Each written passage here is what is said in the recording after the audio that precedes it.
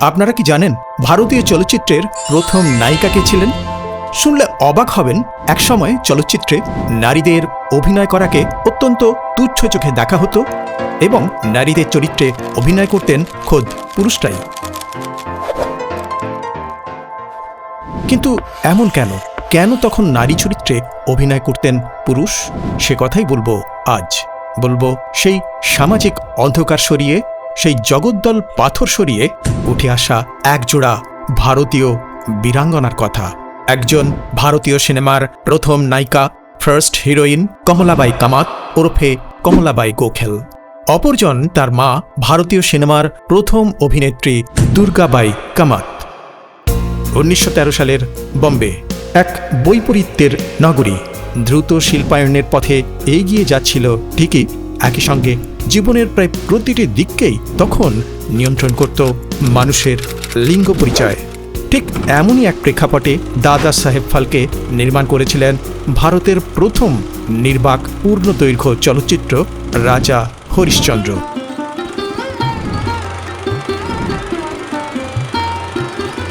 পর্দায় চিত্রিত প্রতিটি নারী চরিত্রে অভিনয় করেছিলেন পুরুষ অভিনেতারাই। দাদা সাহেব তখন নারী চরিত্রে অভিনয় করার জন্য কোনো মহিলাকেই খুঁজে পাননি। শেষে রাজা হরিশ্চন্দ্রের স্ত্রী রানী তারামতির চরিত্রে মাত্র 15 টাকা বেতনে বেছে নিতে হয় রেস্তোরাঁর এক ওয়েটারকে। তিনি আন্না সালুমকে। না, কোনো মহিলা নন, তিনি ছিলেন কিছুটা মেয়েলি স্বভাবের, রীতিমতো জলজ্যান্ত এক পুরুষ। তিনি ভারতীয় চলচ্চিত্রের প্রথম নায়িকা চরিত্রের অভিনেতা। বিংশ শতাব্দীর শুরুর দিকে কোনো নারীর জীবন আবর্তিত হতো একান্তভাবেই তার গৃহকোণকে কেন্দ্র করে। জীবিকার সন্ধানে বাইরে যাওয়া, জনসমাজে মেলামেশার কোনো অনুমতিই ছিল না অধিকাংশ নারীর।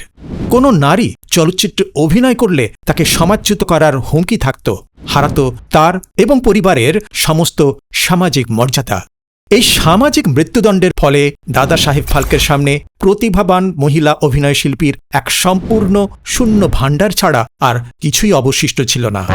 এই সব বাধাকে অতিক্রম করে চলচ্চিত্র জগতে প্রবেশ করার, এই রকমের সামাজিক আত্মহত্যা করাটা কেবল সেই মহিলাই পূরণ করতে পারতেন যার হারানোর মতো কোনো সামাজিক মর্যাদা অবশিষ্ট ছিল না। দুর্গাবাই কামাত এবং তার মেয়ে কমলাবাই ঠিক এই পর্যায়েই এসে পৌঁছেছিলেন। কেমন করে, এবার সেটাই বলি।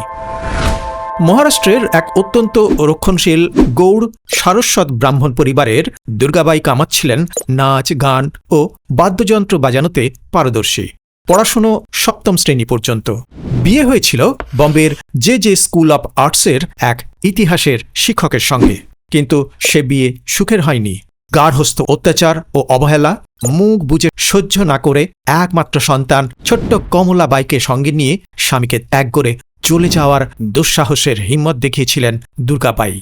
একজন স্বামী বিচ্ছিন্না নারী হিসেবে তিনি তখন সমাজের চোখে একঘরে ব্রাত্য মহিলা।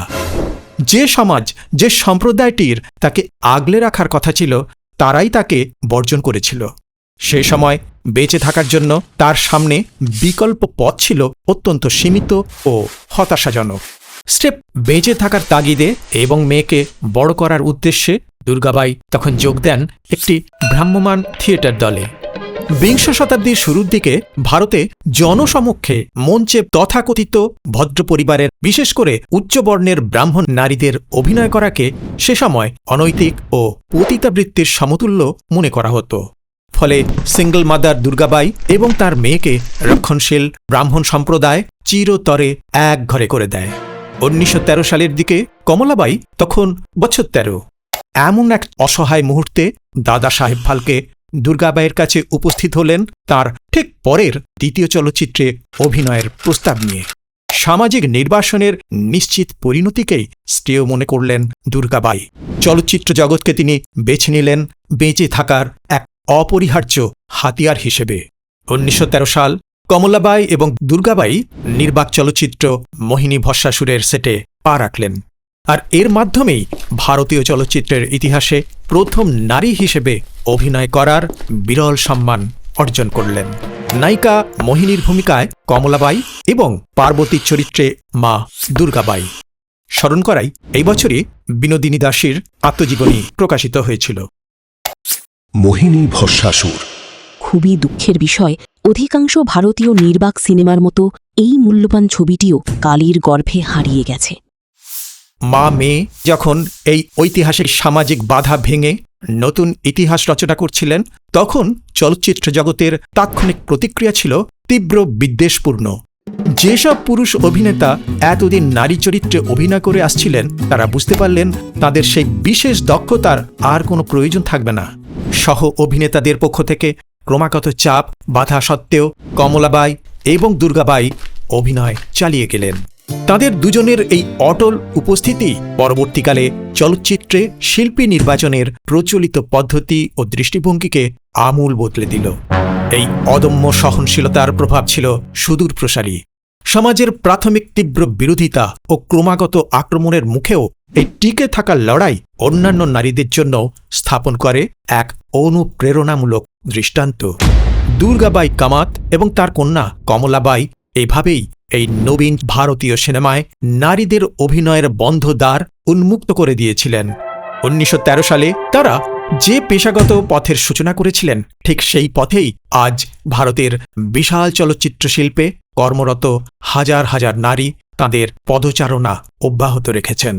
দুর্গাবাই এবং কমলাবাই উভয়ে দীর্ঘজীবী ছিলেন। দুর্গাবাইয়ের মৃত্যুর প্রকৃত দিনক্ষণ জানা না থাকলেও তিনি শতবর্ষী ছিলেন বলে প্রচার আছে। আর কমলাবাই 1997 সালে 97 বছর বয়সে মৃত্যুবরণ করেন। এবার কিছুটা কমলাবাইয়ের কথায় আসি। অদম্য মানসিকতা এবং অভিনয়ের প্রতি তীব্র নিষ্ঠাই ছিল কমলাবাইয়ের মূলধন। ছোট থেকেই ভ্রাম্যমাণ জীবনের কারণে কমলাবাইয়ের প্রথাগত শিক্ষালাভ সম্ভব হয়নি। তবুও তার জীবনের অন্যতম মূল মন্ত্র ছিল the show must go on. পরিস্থিতি যাই হোক না কেন, প্রদর্শন চালু থাকবে। চলমান থিয়েটার সার্কিটের সহ অভিনেতা রঘুনাথ গোখেলকে বিয়ে করেন কমলাবাই। মারাঠি মঞ্চে পরিণত হন সবচেয়ে জনপ্রিয় জুটি। মাত্র 25 বছর বয়সে তার স্বামী রঘুনাথ গোখেল গোপীচাঁদ নাটকের মঞ্চায়নের সময় গুরুতর অসুস্থ হয়ে মারা যান। তবুও সেদিন তিনি নাটক বন্ধ রাখেননি। নিজেই তার স্বামীর করা পুরুষের চরিত্রে মঞ্চে অভিনয় করেছিলেন। 1931 ভারতীয় চলচ্চিত্র সবাক হয়। এই আকস্মিক উত্থানে ভ্রাম্যমাণ থিয়েটার কোম্পানিগুলি মারাত্মক ক্ষতির সম্মুখীন হয়। একসময় অবসান ঘটে তাদের। অবসান ঘটে পরিবারের যাযাবর বৃত্তি। কমলাবাই অভিনীত শেষ ছবি 1980 সালে মুক্তিপ্রাপ্ত গেহরাই। 1992 সালে মুক্তি পায় কমলাবাইয়ের ওপর রীনা মোহন নির্মিত একটি তথ্যচিত্র। দুর্গাবাই ও কমলাবাই সেদিন অন্ধকারে পা বাড়াতে সাহস করেছিলেন বলেই আজ লক্ষ লক্ষ নারী রূপলী পর্দার আলোয় নিজের জায়গা করে নিতে পেরেছেন। এই দুই ভারতীয় বীরাঙ্গনার লড়াইকে আজ আমাদের সশ্রদ্ধ কর্নিশ। ইতিহাস তাদের মনে রাখুন বা না রাখুন, the show must go on. তাদের পরিবারের পরবর্তী প্রজন্ম শিল্প সংস্কৃতির সঙ্গে যুক্ত। আজ এখানেই শেষ করছি। নমস্কার।